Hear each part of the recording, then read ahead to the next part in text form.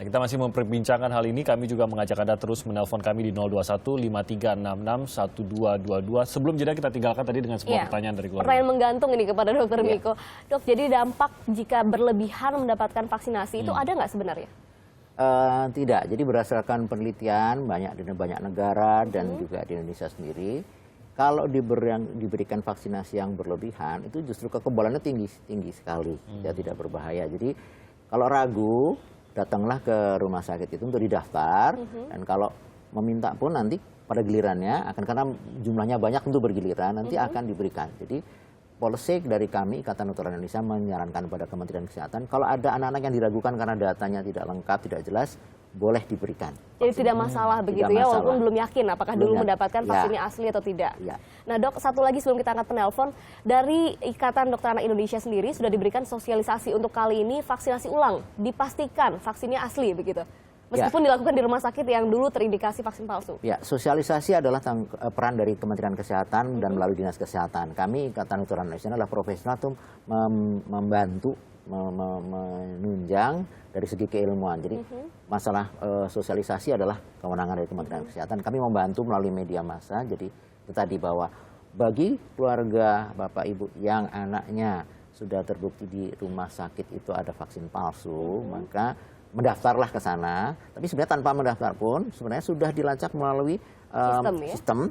Dan oleh Barreskrim segala sudah punya datanya dan akan dipanggil secara bertahap. Jadi tunggu sajalah, tunggu di rumah, nggak usah datang berbondong-bondong.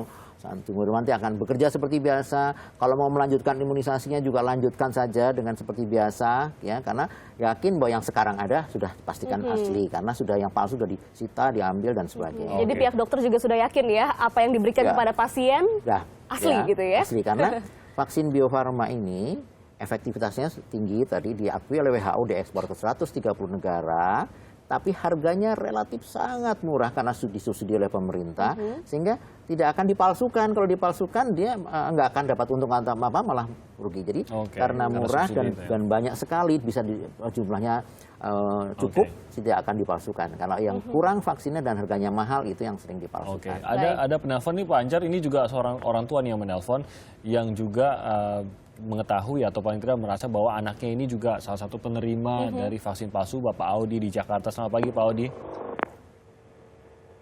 Pagi Pak Audi.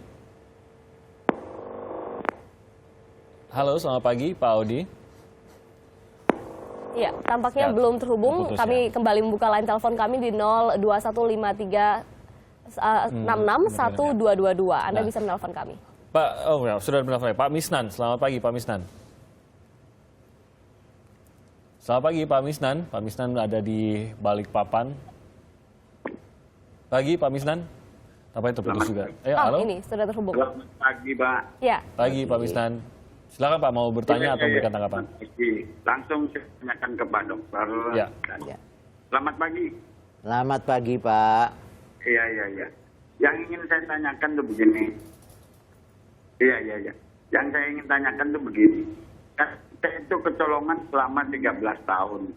Ya, kita kecolongan itu 13 tahun. Ada pengawas BPOM, ada Pak Dokter. Itu kan pasti tahu obat ini palsu, ini obat ini tidak palsu. Ya kan? Yang saya heran itu kan saya sering jalan-jalan ke mall, ya kan? Ada BPOM, ini palsu, ini enggak. Ini di depan mata loh, tiap hari. Pemasok ke rumah sakit itu kan pasti tahu ini yang palsu, ini enggak, ini dari mana, jalannya kemana. Yang saya heran itu kok bisa nggak tahu gitu Pak Dokter.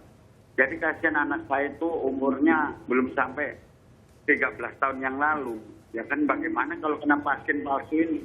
Saya itu tiap hari ada obat, saya terima kasih. Tapi saya itu bagaimana kalau anak saya, keturunan saya? Baik, kami menangkap kekhawatiran Anda Pak Misnan. Jadi yang ditanyakan sebenarnya apakah dokter atau juga pihak rumah sakit itu sebenarnya bisa sih mencegah gitu dengan masuknya vaksin palsu ini, Dok? Menurut Anda bagaimana? Ya, jadi saya bisa membayangkan kekhawatiran Bapak tadi di Balikpapan ya Pak ya. Tapi si pemalsu itu sangat pintar Pak, pintar. Jadi kalau saya pun disodorkan vaksinnya itu, dari cetakannya, dari botolnya, dari warnanya itu sangat mirip persis sekali. Untuk bisa mengetahui satu-satunya jalan hanya diambil vaksinnya kemudian diperiksa di laboratorium, dan laboratorium yang bisa memeriksa pun di Indonesia mungkin hanya 2 ya. Jadi laboratorium Bio Farma dan Badan POM, hanya 2 itu. Laboratorium lain tidak bisa. Artinya apa? Bahwa tidak mudah untuk bisa menentukan mengetahui bahwa itu vaksin palsu apa tidak, karena si pemalsu sangat pintar, sehingga itulah mungkin salah satu kenapa kok bisa berlangsung begitu lama. Gitu kan. Nah, kembali kepada Bapak tadi, jangan khawatir karena dari hasil pemeriksaan Badan POM dan polisi tadi, isinya itu bukan barang-barang yang berbahaya, sehingga sampai hari ini belum ada laporan resmi yang membuktikan ada hubungan antara vaksin palsu tadi dengan masalah. Jadi sampai saat ini, tetapi untuk pastinya supaya tidak terkena penyakit, karena kalau tidak divaksinasi hanya mendapat vaksin palsu, walaupun anaknya tidak sakit, tapi dia kekebalannya yang mestinya didapat dari vaksinasi, dia nggak dapat kebal, jadi harus diganti dengan vaksin asli. Kira-kira begitu. Dok, satu lagi sebelum kita tampilkan juga beberapa jenis vaksin ini. Nah, ini dia, ada beberapa jenis vaksin yang dipalsukan, polio, tetanus, campak, BCG, hepatitis B. Ini yang juga disosialisasikan kepada para dokter ya, diketahui juga ini, Dok. Saya kira perlu dikoreksi. Saya kira ya, itu mohon maaf tidak betul. Ya. Yang dilaporkan resmi oleh Badan POM dan Bareskrim bukan ini. Ini justru BCG itu tidak ya, tapi BCG tidak, polio tidak ya, tetanus DPT hanya DPT import ya. Jadi vaksin import yang mengandung isinya DPT, HEB itu yang palsu. BCG sampai kemarin yang tidak dipalsukan sudah dibuktikan. Karena murah, harganya murah dan di mana-mana bisa dapat. Saya bisa minta ke puskesmas gratis ya. Polio gratis di mana-mana murah. Campak juga tidak. Jadi mohon maaf, daftar tadi mungkin perlu dikoreksi dan mohon konfirmasi ke Bareskrim dan Badan POM. Berarti lebih sedikit lagi sebenarnya. Lebih sedikit. Ini menjadi keterangan juga bagi Anda yang menyaksikan di rumah. Jadi bahwa hanya tadi 2 merek disampaikan tidak vaksin semua vaksin import. Jadi vaksin yang dalam negeri sampai kemarin terbukti tidak dipalsukan. Hanya 2 merek vaksin import. Satu lagi, Dok, ada orang tua yang mengatakan anaknya usianya sudah dikatakan oleh rumah sakit, oh ini sudah lewat Pak untuk menerima vaksin. Nah, ini bagaimana? Bagi mereka yang sudah berada di rentang tahun peredaran vaksin palsu, namun kini anaknya sudah tidak berada di usia tersebut. Ini bolehkah menerima vaksin lagi? Boleh. Jadi bukan itu bolehnya pada umur itu, bukan mulai umur itu diberikan. Jadi sampai kita sudah memberikan panduan juga Kementerian Kesehatan, tetap diberikan vaksin itu sampai umur 7 tahun, sama vaksinnya. Pada di atas umur 7 tahun vaksinnya beda. Tapi prinsipnya semua anak yang mendapat vaksin palsu pada periode kalau betul 2003, karena pengusutannya juga masih berjalan terus, itu akan mendapat vaksinasi ulang ya sampai umur berapapun, dengan jadwal yang berbeda-beda. Jadwal di bawah umur 1 tahun, jadwalnya beda, yaitu tiap bulan. Ya. Kalau jadwal di atas antara 1 tahun sampai 7 tahun, itu ada jaraknya 2 bulan dan 6 bulan.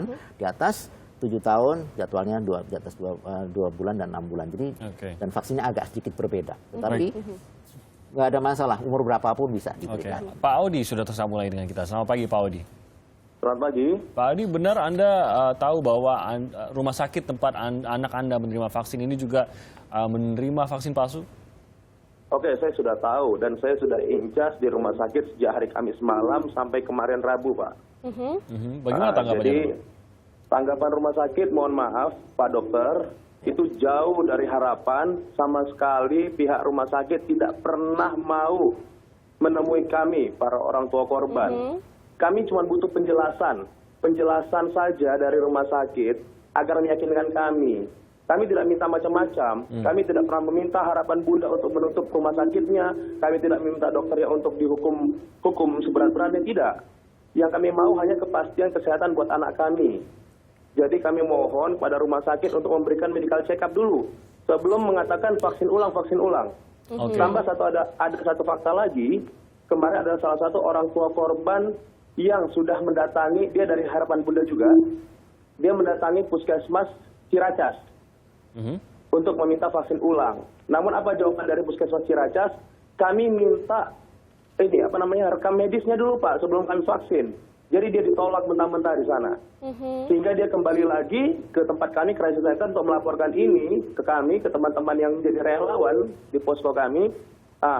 Bagaimana? Sementara kami ingin ketemu rumah sakit saja tidak bisa, apalagi meminta rekam medis. Dan mereka rumah sakit selalu berlindung di balik undang-undang yang mengatakan bahwa rumah sakit tidak berhak memberikan rekam medis kepada orang yang bukan pasiennya. Sementara itu orang tuanya sendiri. Cukup aneh saya bilang. Nah, makanya kami membentuk crisis center ini untuk mengakomodir orang tua yang tidak bisa mengklaim apapun ke anaknya. Sampai detik ini sudah ada hampir 650 orang tua, bukan anak, tapi 650 orang tua yang sudah menyampaikan data kepada kami, dan kami akan meminta teman-teman yang mengerti hukum, seperti lembaga bantuan hukum, untuk menindaklanjut seperti ini. Karena kami sama sekali tidak ada info apapun, Pak. Oke. Pak Audi, halo? Pak Audi, Ya. ini dari 600 orang tua yang tadi ada sebutkan 600 lebih, itu hanya untuk satu rumah sakit itu saja atau ini Hanya Rumah Sakit Harapan Bunda. Hanya Rumah Sakit bersama Harapan dengan Bunda, dia. termasuk Pak Anjar. Kebetulan yang Pak bisa saya Audi kenal. juga memang koordinator kita yang Oh, di memang lapangan. kenal dengan Pak Anjar Ya. juga. Oke. Terima kasih Pak Audi informasinya. Ya, terima kasih, Pak Anjar mendengar apa yang dikatakan oleh Pak Audi tadi, banyak orang tua yang minta rekam medis. Anda termasuk juga Ya, yang mengantri betul, rekam medis? betul. Kemudian apa yang Anda temui di rumah sakit kendalanya pada saat minta itu? Ya seperti yang diceritakan oleh Pak Audi ya, memang dari rumah sakit pun menolak untuk memberikan rekam medis. Dengan alasan yang sama? Betul, Karena Anda hanyalah orang tua dari pasien, bukan pasiennya. betul. Jadi kemudian apa yang bisa dilakukan selanjutnya? Banyak yang sebenarnya bisa dilakukan. Iya. Bapak gimana tuh? Ya, jadi saya kira bagus sekali ada suatu crisis center dari orang tua untuk saling berkumpul supaya memudahkan komunikasi, udah bagus itu ya. Hanya mungkin tindak lanjutnya. Jadi sebenarnya seperti yang sudah saya jelaskan tadi, Bareskrim itu sudah mengambil data dari komputer dan berbagai sudah punya daftar nama anak-anak ya di Harapan Bunda, di Sayang Bunda, di saya lupa lagi di rumah sakit yang lain. Saya sudah melihat datanya itu. Namanya jelas, ada nomor teleponnya, dan sudah bertahap ditelepon bertahap dan ada dikunjungi mulai hari Sabtu sore, Sabtu malam, Tapi Minggu. jumlahnya banyak sekali dong. Justru itu Tadi bertahap. dikatakan 600. Kita tidak mungkin satu hari memberikan layanan 600 kan. Oleh karena itu bertahap. Itulah makanya hari kemarin, hari ini, besok terus. Jadi bertahap. Jadi mohon yang belum dihubungi, bersabar dulu akan dihubungi. Itu poin pertama. Jadi pasti akan dapat giliran. Tunggu waktu karena tidak mungkin puskesmas memberikan. Karena puskesmas juga memberikan layanan buat pasien lain. Iya. Pasien-pasien lain yang ya. Terus saya potong, mohon maaf. Rekam medik. Kalau orang tua punya, ini punya Pak Anjar ya Pak ya. Betul, Pak. Ini juga rekam medik. Rekam medik itu ada dua. Satu yang disimpan oleh rumah sakit dan satu yang dipegang oleh orang tua. Nah, kali Bapak Ibu punya ini rekam medik ini, bawa ini saja yang dimaksud rekam medik. Bawa, tunjukkan. Walaupun sebenarnya tunggu giliran sebaiknya. Jadi supaya teman-teman di Puskesmas juga tidak kewalahan karena kapasitasnya juga terbatas karena harus melayani pasien-pasien lain yang bukan dengan vaksin palsu, tunggu dipanggil. Tapi kalau kebetulan pengen mau buru-buru ya mudah-mudahan dapat, bawalah rekam medik yang ada ini, ya tunjukkan, nanti akan dilihat. Nanti akan ada di sana ada satu tim yang akan melihat, oh iya perlu, dan sebagainya. Walaupun sebenarnya verifikasi ini harus dilakukan oleh Bareskrim. Bareskrim yang menemukan verifikasi, ada daftarnya ya. Keterangan seperti itu Pak Anjar terima dari rumah sakit? Enggak terima. Nah mungkin maksudnya itu mungkin dokter bisa menjelaskan seperti itu kenapa rumah sakit belum bisa mengatakan kepada seluruh orang tua, mungkin itu yang diinginkan oleh orang tua sebenarnya itu ya Pak Anjar ya. Yang kita dapat dari rumah sakit, mereka hanya menginfokan untuk vaksinasi ulang, diinfokan beberapa klinik, tempat-tempat vaksinasi ulang aja gitu. Jadi kita yang sudah mengumpulkan data, sebenarnya kita juga diminta data sebelumnya oleh rumah sakit. Jadi setelah kita mengumpulkan data, tapi setelah itu tidak ada kelanjutannya, kita masih menunggu gitu. Dan teman-teman juga kan, ya ini anak masalahnya. Kalau anak kita nggak sabar ya wajar lah. Harusnya rumah sakit yang lebih cepat bergerak lah daripada orang tua. Baik, jadi meskipun sudah dikatakan harus bersabar, tapi ada saja mungkin Itu wajar, kita bisa hal-hal yang memahami. membuat kita tidak bisa memahami. tenang begitu ya, Barangkali Dok, ya? salah satu solusinya kalau memang ini data yang sudah dikumpulkan itu serahkan pada tim kepolisian yang ada di situ. Jika akan membantu. Karena tim kepolisian sudah punya datanya dan sedang dipanggilin satu persatu itu yang anaknya 20, 30 ya. Itu sedang. Tapi kalau mau mungkin coba temuin karena ini sebagian dari aspek hukumnya sudah dianggap kepolisian. Setahu saya, mohon maaf kalau keliru, di tiap rumah sakit yang ada namanya itu sudah ada tim kepolisian yang akan juga membantu menangani itu. Jadi kalau dari aspek itu kepolisian Bareskrim sudah punya daftar. Bisa menjadi mitra juga bagi orang tua. Membantu menyelesaikan. Baik, terima kasih sekali lagi Dr. Sujatmiko dan terima kasih Pak Anjar sudah bergabung meskipun waktu kita singkat. Namun kita harapkan informasi yang diberikan oleh Dr. Miko juga kekhawatiran yang diutarakan Pak Anjar bisa terjawab.